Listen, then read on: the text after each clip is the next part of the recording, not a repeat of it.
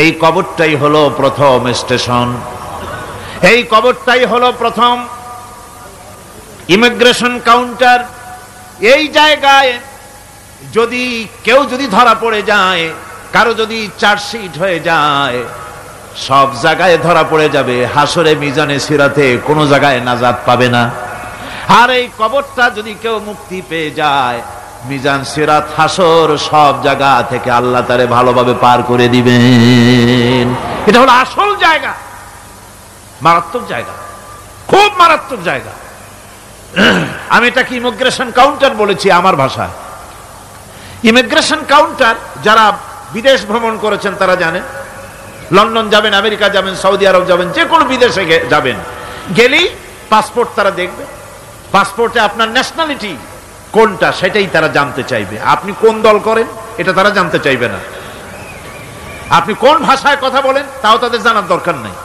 প্রথমেই তারা আপনার ন্যাশনালিটি দেখবে, আপনার আইডেন্টিটি কি তারা জানতে চাইবে। তারপরে যদি স্যাটিসফ্যাক্টরি হয়, আপনাকে ভিসা দিয়ে ভেতরে ঢুকবার ব্যবস্থা করে দেবে। আর যদি তারা স্যাটিসফাইড না হয়, তাহলে আপনাকে মেহমানখানায় ঢুকানো হবে গ্রেফতার করে। কবর হচ্ছে এ ধরনের একটি ইমিগ্রেশন কাউন্টার। কবরের ভিতরে মানুষ যখনই রাখা হবে, সঙ্গে সঙ্গে দুজন ফেরেশতা আসবে। কবরের কাছে যারা এসেছিল, দাফন হয়ে যাওয়ার পর এই লোকগুলি 40 কদম যেতে যতক্ষণ লাগে, এর মধ্যেই দুজন ফেরেশতা এসে যাবে। এসে জিজ্ঞেস করবে, মান রব্বুকা, তুমি কোন দল করতে? ওটা তাদের জানার দরকার নেই। চাকরি কিসে করতেন ওটা জানার দরকার নেই। ব্যবসা করতেন না চাকরি করতেন প্রয়োজন নেই। প্রথমেই জিজ্ঞাসা করা হবে ন্যাশনালিটি, প্রথমেই জিজ্ঞাসা করা হবে তার ন্যাশনালিটি সম্পর্কে, তার আইডেন্টিটিটা কি, এবং সেটাকে সত্যায়িত করার জন্য, বোঝার জন্য 3টি প্রশ্ন। প্রথম প্রশ্ন, মান রব্বুকা ওয়া মা দীনুকা ওয়া মান নাবিয়্যুকা, তোমার রব কে, তোমার দ্বীন কি, তোমার নবী কে। যদি এই ব্যক্তি বেঈমান হয়, মুনাফিক হয়, সে বলবে হায় হাতা লা আদরি, হায় হাতা লা আদরি, জানি না আমার রবকে, আমি জানি না। তোমার দিন কি, দিন কারে কয় বুঝি না। এরপরে আল্লাহর নবী জনাবে মুহাম্মদ রাসূলুল্লাহ সাল্লাল্লাহু আলাইহি ওয়াসাল্লামকে দেখানো হবে, বলা হবে মা কুনতা তাকুলু ফি হাদার রাজুল, এই ব্যক্তি সম্পর্কে তোমার ধারণা কি নিকে? বলবে আমি চিনি না। নাউযুবিল্লাহ। বাস, এরপরে তার যা হবার তাই শুরু হয়ে যাবে। আর যদি বান্দাটা মুমিন হয়, প্রশ্ন করা হবে মান রব্বুকা, জবাব দেবে রব্বি আল্লাহ, আমার রব আল্লাহ রাব্বুল আলামিন। ওয়া মা দীনুকা, দীনুনা ইসলাম, আমার দিন হচ্ছে ইসলাম। এরপরে আল্লাহর নবীকে দেখানো হবে। কয়েক রকমের বর্ণনা আছে। কোন বর্ণনায় আছে হুজুরের আকারে দেখানো হবে, অথবা রাসূলকে সরাসরি দেখানো হবে। বলা হবে মা কুনতা তাকুলু ফি হাদার রাজুল, এই লোকটি সম্পর্কে ধারণা কি?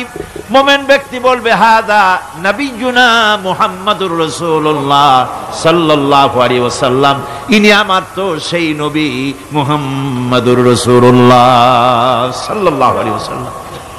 আমরা যেন এই রকমের জবাব দিতে পারি, আল্লাহ কবুল করো। সকলে জোরে কোন আমিন। জবাব হয়ে যাওয়ার পর গায়ব থেকে আওয়াজ আসবে, ফাফরিশু বিল জান্নাতি ওয়ালবিসু বিল জান্নাহ, ও আমার ফেরেশতারা, আমার এই বান্দাকে জান্নাতের পোশাক পরায়া দাও, আর কবরটাকে জান্নাতের বিছানা বিছায়া দাও। জান্নাতের পোশাক পরায়া দাও, জান্নাতের বিছানা বিছায়া দাও। ইলা মাদ্দা বাসারিহি, তার চোখের দৃষ্টি যতদূর যায় কবরটা ততটা প্রশস্ত করে দাও। এরপর বেহেশতের পোশাক পরাইয়া, বেহেশতের বিছানা বিছায়া ফেরেশতা বলবে নম কানাউমুল উরুস, ঘুমিয়ে যাও। দুলামিয়া যেমন বাসর সজ্জায় নতুন বউ নিয়ে আরামে ঘুমায়, এরকম আরামে ঘুমায় যাও। ইলা ইয়াউমিল কিয়ামা, কিয়ামত পর্যন্ত ঘুমায় থাকো, আরামে ঘুমিয়ে থাকবে। এরপরে সিংহায় ফুৎকার হবে, সিংহার ফুৎকারের আওয়াজে তার ঘুম ভেঙে যাবে, বলবে ইয়া ওয়াইলানা মান বা'সানা মিন মারকাদিনা, হায় আফসোস, আমার এত আরামের ঘুম থেকে কে আমাকে জাগ্রত করলো, আমার ঘুমটারে নষ্ট করলো কে? আওয়াজ আসবে হাদা মা ওয়াদার রহমান ওয়া সাদাকাল মুরসালুন, এটা হচ্ছে রহমানের সেই ওয়াদা, আর মুরসালিনরা নবীরা সত্য কথাই বলেছিলেন, সেই কিয়ামত অনুষ্ঠিত হচ্ছে। আমার বন্ধুগণ, সেজন্য এই দুনিয়ার মোহে পড়ে থাকলে পরে দুনিয়ায় যারা অগ্রাধিকার দিবে দুনিয়াকে পরকালের তুলনায়, জবাব দিতে পারবে না কবরের ভিতরে গিয়া। আর যারা পরকালকে অগ্রাধিকার দিবে, দুনিয়ার চাইতে পরকালকে বেশি অগ্রাধিকার দেবে, আর আল্লাহর ভয় কলিজার ভিতরে রাখবে, কবরের জবাব সঠিকভাবে দিতে পারবে, কিয়ামতের দিন আল্লাহ রাব্বুল আলামিন তাদের জন্য জান্নাত দান করবেন। জোরে বলেন আমিন।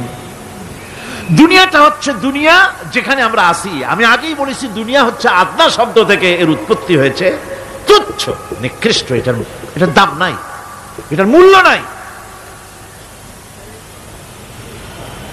হযরত ইবনে কাইয়িম রাহিমাহুল্লাহ নওয়ারাল্লাহু মারকাদাহু ওয়া জাআলাল জান্নাতা মাসওয়াহু, হযরত ইবনে কাইয়িম তিনি বলছেন, সুন্দর করে বলছেন দুনিয়া সম্পর্কে, মা মাদা ফিদ দুনিয়া আহলামুন ওয়া মা বাকিয়া মিনহা আমানি ওয়াল ওয়াক্তু বাইনাহুমা দায়ুন। মা মাদা ফিদ দুনিয়া আহলামুন, জীবনের যে অংশ ফেলে এসেছি সেটা আজ একটা স্বপ্ন, ওয়া মা বাকিয়া মিনহা আমানি, আর জীবনের যে অংশ সামনে বাকি আছে সেটা এখন একটা আকাঙ্ক্ষা, ওয়াল ওয়াক্তু বাইনাহুমা দায়ুন, আর এর মাঝখান থেকে সময় সব চলে যাচ্ছে। কত বড় কথা চিন্তা করেছেন? জীবনের যে অংশ ফেলে এসেছি তা আজকে স্বপ্ন, তা আজ কি বলেন? স্বপ্ন। আর সামনে যা আছে সেটা আকাঙ্ক্ষা, আর মাঝখান থেকে সময় সব চলে যাচ্ছে। এরপরে তিনি বলছেন, ওয়ামান ইয়াসহাবিদ দুনিয়া ইয়াকুন মিসলা কাবিদিন আলাল মাই খানাতুহু ফুরুজুল আসাবিঈ। দুনিয়াদারের অবস্থা হচ্ছে এই, কেউ যদি দুই হাতে পানি খামসায় ধরে, দুই হাতে কি ধরছে বলেন? দুই হাতে পানি খামসায় ধরেছে, খুব মজবুত করে ধরেছে, 2 মুঠ পানি, বলেন থাকবে কতটুকু? কতটুকু থাকবে? 1 ফোঁটাও থাকবে না, কারণ তার আঙ্গুলের ফাঁক তার সাথে খেয়ানত করবে, আঙ্গুলের ফাঁক দিয়া পানিগুলি সব বেরিয়ে চলে যাবে। সুতরাং দুনিয়া যারা চায় তারা ঠিক পানি খামসায় ধরলে পানি যেমন হাতের ভেতর থেকে খেয়ানত করে চলে যায়, যারা দুনিয়া চায় দুনিয়াও তাদেরকে এভাবে ফাঁকি দিয়ে চলে যায়। তবুও দুনিয়ার মায়া মানুষের এত বেশি।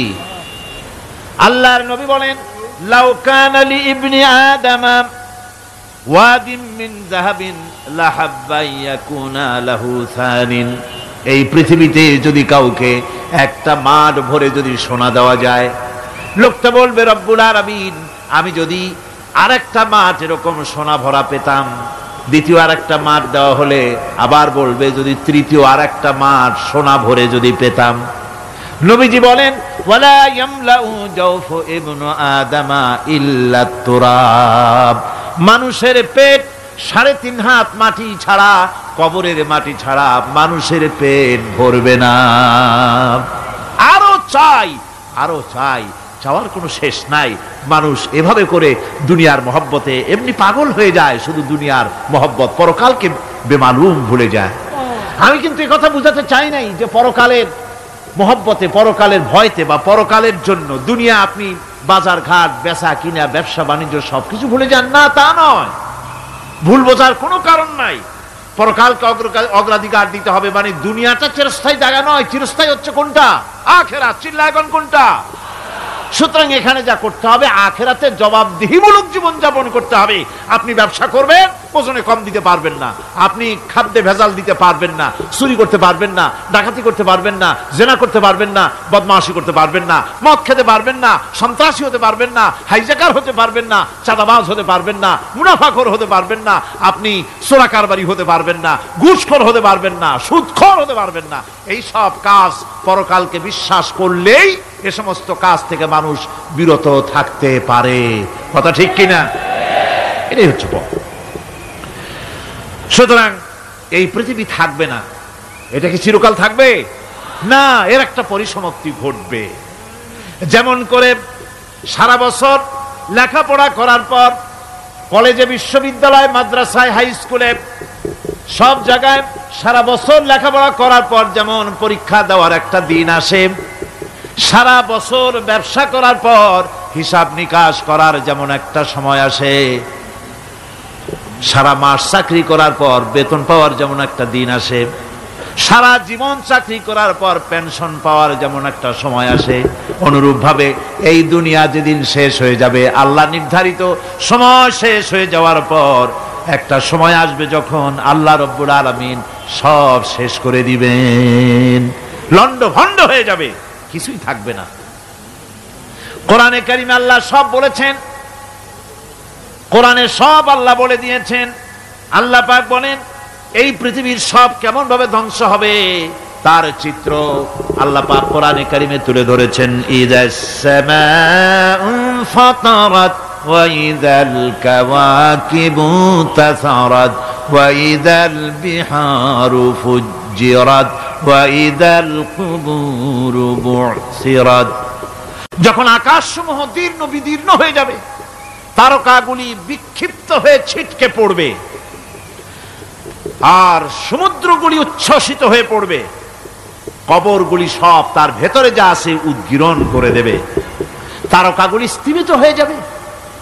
এরপরে সমস্ত আকাশগুলি কাতাইয়িস সিজিল্লি লিল কুতুব, কিতাবের পৃষ্ঠার মতো একটার পরে একটা ঠাস ঠাস করে পড়তে থাকবে, চূর্ণ বিচূর্ণ হয়ে ভেঙে চুরে একাকার হয়ে যাবে।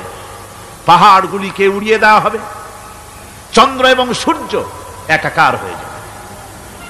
আল্লাহ রাব্বুল আলামিন বলেন ফাইযা বারিকাল বাসার ওয়া খাসাফাল কমার ওয়া জুমিআশ শামসু ওয়াল কমার। চক্ষু যখন বিস্ফারিত হয়ে যাবে, চাঁদ যখন তার আলো হারিয়ে ফেলবে, সূর্য যখন তার আলো হারিয়ে ফেলবে, চাঁদ আর সূর্য সব একাকার হয়ে যাবে, সেই সময়ের অবস্থাটা কি চিন্তা করো। মানুষ হয়রান হয়ে দৌড়াদৌড়ি করবে। ওয়াহুমিলাতিল আরদু ওয়াল জিবালু ফাদুক্কাতা দাক্কাতান ওয়াহিদা। জমিন এবং পাহাড়গুলির মধ্যে আল্লাহ রাব্বুল আলামিন সংঘর্ষ বাঁধিয়ে দিবেন, পাহাড়গুলি ভেঙে চুরে টুকরা টুকরা হয়ে যাবে, পাহাড়গুলি উঁচু করে জমিনের উপরে আছাড় মেরে আল্লাহ রাব্বুল আলামিন ভেঙে চুরে চুরমার করে দিবেন। সুবহানাল্লাহ। ওয়া তাকুনুল জিবালু কালইনিল মানফুশ, পাহাড়গুলো পেঁজা ধোনা তুলার মতো করে উড়িয়ে দেওয়া হবে, পাহাড় উড়ে যাবে। সুবহানাল্লাহ করো।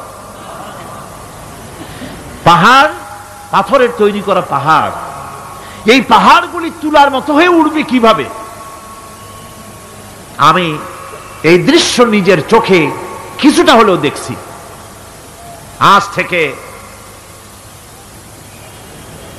10 দিন আগে আমি ইতালি সফর করে এসেছি। ইতালির রাজধানী রোম। রোম প্রাচীন সভ্যতার লালন ভূমি। কোরআনে কারিমে সূরায়ে রোম রয়েছে, এই রোম সেই রোম। এখানের বাদশার কাছে রাসূল করিম সাল্লাল্লাহু আলাইহি সাল্লাম হেরাক্লিয়াসের কাছে চিঠি পাঠিয়েছিলেন, সেই রোম। 12 থেকে 15,000-এর মতো বাংলাদেশি মুসলমান সেখানে আছে। জুমার দিন, যেদিন আমি গেলাম তার পরের দিনই জুমা ছিল, জুমার নামাজ পড়লাম ভ্যাটিকানের কাছেই বিশাল মসজিদ, ইউরোপের ভিতরে সবচাইতে বড় মসজিদ এটা। রোম ইসলামের দুশমনদের রাজধানী, সেইখানে যখন আযান হচ্ছে আশহাদু আন্না মুহাম্মাদার রাসূলুল্লাহ, আমার অনুভূতির কথা আপনাদেরকে বোঝাতে পারবো না, কি অনুভূতির সৃষ্টি হয়েছে আমার ভেতরে। ভ্যাটিকানের পোপ এক পাশে, কিছু দূরেই ভ্যাটিকান, ওটা হচ্ছে গোটা পৃথিবীর সমস্ত খ্রিস্টানদের কাবা, ভ্যাটিকান। তার পাশেই বিশাল মসজিদ, সেখানে নামাজ পড়লাম। চিন্তার ভেতরে আসলো আল্লাহ রাব্বুল আলামিন তার হাবিবের নাম, তার তাওহীদ, তার রিসালাতকে কিভাবে বিশ্বময় ছড়িয়ে দিলেন। আবু জাহেল চাইছিল মুহাম্মদ সাল্লাল্লাহু আলাইহি ওয়াসাল্লামকে স্তব্ধ করে দেবে মক্কার জীবনেই। কত বদনাম, সাহের, কাহেন, কাযযাব, শায়ের, নাউযুবিল্লাহি মিন যালিক, কত গালাগালি করলো। আর আল্লাহ শুনালেন, হাবিব চিন্তার কোনো কারণ নাই, ওয়া রাফা'না লাকা যিকরাক, আমি আপনার প্রশংসা বিশ্বময় ছড়িয়ে দেব। সুবহানাল্লাহি ওয়া বিহামদিহি। রোম প্রোগ্রাম শেষ করে আমাকে তারা নিয়ে গেল, যেটা আমি বলছি সফর কাহিনী শোনাবার সময় এটা না, যেহেতু এর সঙ্গে প্রাসঙ্গিক সেজন্য বলছি। পাহাড় কেমনে তুলার মতো হয়ে উঠবে তার নজির দেখেছি। রোম শহর থেকে 300 মাইল দূরে, 300 কিলোমিটার দূরে নেপোলিয়ান বোনাপার্ট তার বাড়ি, এবং ওটা তার নামই একটা প্রভিন্স। ভূমধ্য সাগরের পারে ভিসুভিয়াস, পৃথিবীর সবচাইতে বড় আগ্নেয়গিরি, সেটা দেখাতে নিয়ে যাওয়া হলো আমাকে। যে পাহাড়টা পৃথিবীর মাটি থেকে তার চূড়া হচ্ছে 3 মাইল উঁচু, এর 2 মাইল গাড়িতে করে ঘুরে ঘুরে যাওয়া যায়, এরপর আর গাড়িতে যাওয়া যায় না, বাকিটুকুন যেতে হবে হেঁটে হেঁটে। পাহাড়ের উপরে অক্সিজেন কম, বেশ কষ্ট হচ্ছিল উঠতে। জীবনে প্রথম পাহাড়ে চড়েছি, জাবালে নূর, রাসূল করিম সাল্লাল্লাহু আলাইহি সাল্লামের উপরে যেখানে ওহী হয়েছিল সর্বপ্রথম। পাহাড় চড়ার একটা অভিজ্ঞতা ওখান থেকে আমার কিছুটা হয়েছিল। খুব কষ্ট হলো বাকি 1 মাইল উঠতে। যখন ভিসুভিয়াসের একদম শীর্ষে চলে গেছি, সেখানে গিয়ে আমার সাথে 15-20 জন লোক ছিল। আমি নিজে আল্লাহু আকবার বলে আমার গলা থেকে আওয়াজ বেরিয়ে গেল। আমি দেখতে পেলাম ভিসুভিয়াসের শীর্ষে বিশাল গর্ত। আমার মনে হয় গর্তটা এই মাঠের 1/4 হবে, এই মাঠের 1/4 হবে গর্তটা। সেই গর্তটার গভীরতা হচ্ছে 1.5 কিলোমিটার।